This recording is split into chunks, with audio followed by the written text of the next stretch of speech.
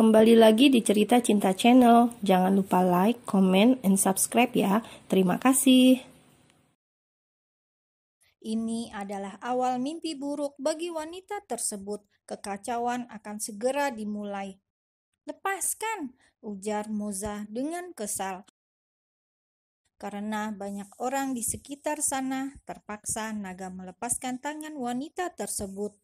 "Kita butuh bicara empat mata.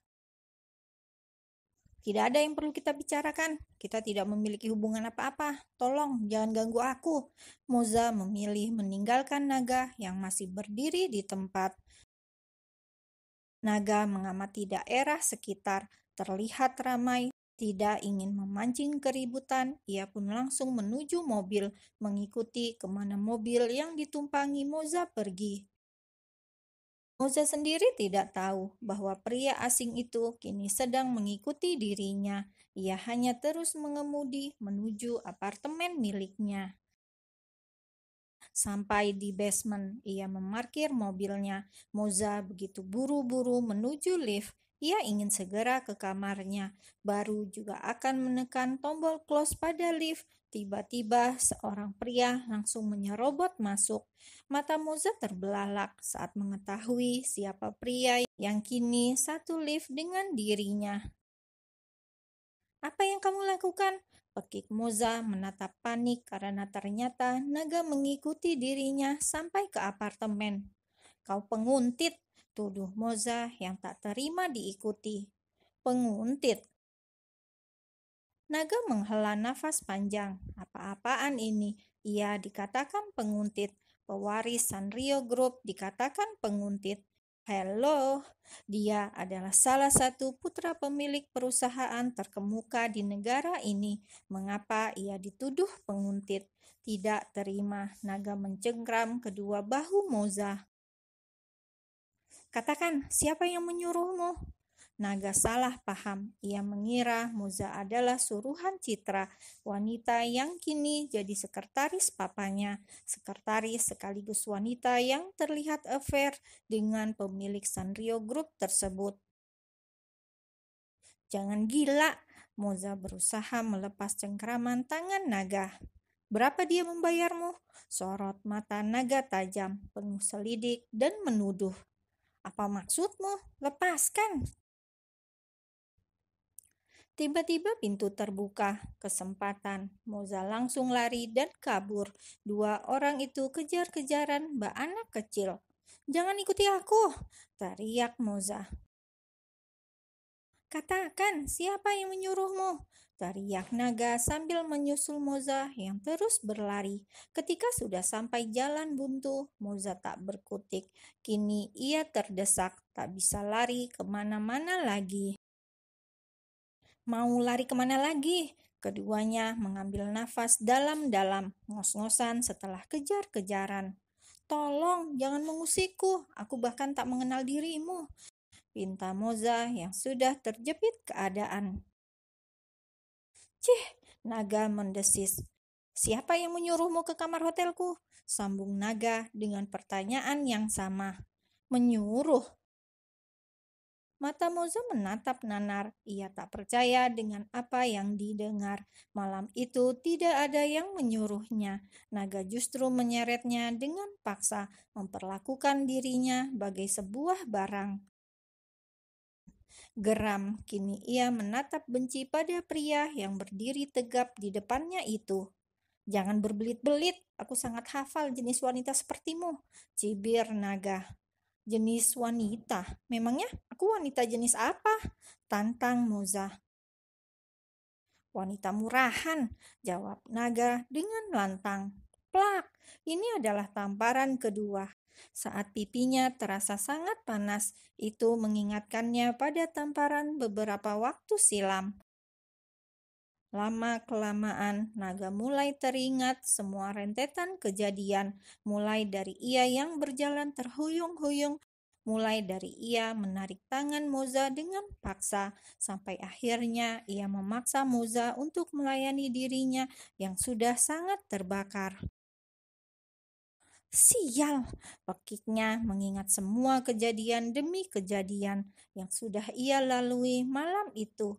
Ia kemudian perlahan mengingat semuanya, bagaimana caranya memperlakukan Moza dengan kasar dan penuh pemaksaan, hingga terjawab sudah sampai bagaimana ia mendapat goresan demi goresan di punggungnya. Tinggalkan tempat ini, banyak CCTV yang terpasang. Apa kamu ingin aku laporkan ke kepolisian? Salak Moza dengan geram. Naga lantas tersenyum remeh karena merasa ini tak bagus. Naga memilih meninggalkan Moza. Setelah kepergian Naga, Moza akhirnya merasa lega. Ia pun langsung masuk ke apartemen miliknya. Bersandar pada sofa warna lemon yang empuk tersebut. Mimpi apa semalam sampai bisa ketemu dengan orang itu? Moza mengusap wajahnya kasar. Benci pada pria pemaksa itu.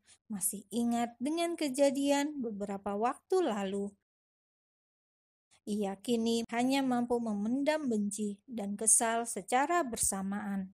Sementara Naga, ia kini menatap tajam pada jalan di depannya. Mobilnya melaju dengan cepat, terlalu banyak pikiran dan pertanyaan yang berkecamuk di dalam kepalanya. Siapa dia? Batinnya. Beberapa hari kemudian, hari berganti hari, Naga mulai sedikit melupakan wanita yang pernah terlibat dengannya itu. Namun, sepertinya takdir memang ingin mempertemukan mereka berdua di sebuah pesta perjamuan makan malam di sebuah hotel bintang 5 di tengah kota. Keduanya kembali tanpa sengaja berjumpa, tepat di sebuah lobi hotel tersebut. Terlihat Moza yang akan masuk dengan seorang pria, dilihat dari tampilan seperti orang penting dan cukup kaya. Bahkan Naga sepertinya familiar dengan pria yang bersama Moza tersebut. Penasaran, Naga mengikuti dua orang itu hingga ia lupa tujuannya ke tempat ini. Sampai di depan kamar hotel, Naga hanya bisa menatap nanar pada dua orang itu. Dilihatnya mereka berdua masuk dan entah apa yang mereka lakukan. Tidak tahu mengapa, Naga merasa terganggu dengan pemandangan yang cukup mengusik itu. Ada apa denganku? Dia bukan siapa-siapa, batinnya. Namun matanya masih menatap ke pintu kamar hotel tersebut.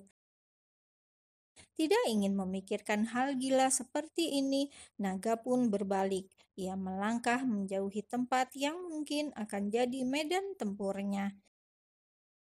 Bibirnya melengkung, mengulas senyum dingin. Wanita itu mungkin hanya wanita penghibur, pikirnya. Naga lantas berjalan terus, mencoba mengusir pikiran-pikiran yang terus mengusik. Buk, saat ia sedang berjalan keluar dari lorong kamar hotel tersebut, tiba-tiba ada yang menabrak dirinya.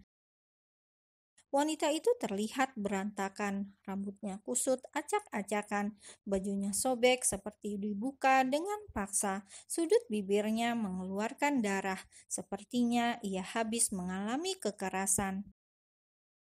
Moza menatap ke dalam mata Naga, seolah mengisyaratkan minta perlindungan. Di belakang Moza, sosok pria yang semula masuk bersama Moza menatap tak suka pada Naga. Tubuh Moza bergetar, lidahnya keluh. Tak bisa lagi ia bicara. Moza seolah mendadak bisu. Apa yang menimpanya barusan sepertinya membuat wanita itu syok. Tahu bahwa wanita asing itu butuh bantuan, Naga langsung menarik tangan Moza ke belakang tubuhnya. Dia milikku sekarang, pergilah sebelum aku laporkan ke pihak berwajib, atau Anda ingin langsung kita visum, ucap Naga dengan tenang. Tidak mau mempertaruhkan namanya, pria itu dengan geram meninggalkan Moza. Ia kesal, namun harus tahan, sebab bila sampai ke media, maka namanya akan rusak. Beberapa saat kemudian, Keduanya sama-sama duduk di lobi, namun Moza sudah mengenakan jas hitam yang semula dikenakan naga. Pria tersebut merasa kasihan pada Moza melihat kondisi Moza yang seperti ini. Mengapa dia menyakitimu? Suasana mendadak hening. Ini pekerjaanku. Naga tertegun sejenak. Pekerjaan. Naga tak habis pikir, pekerjaan apa itu yang merendahkan martabat perempuan? Bila hanya menahan sakit, tidakkah memilih pekerjaan lain? Tidak bisa, pekerjaan ini sudah mengikatku.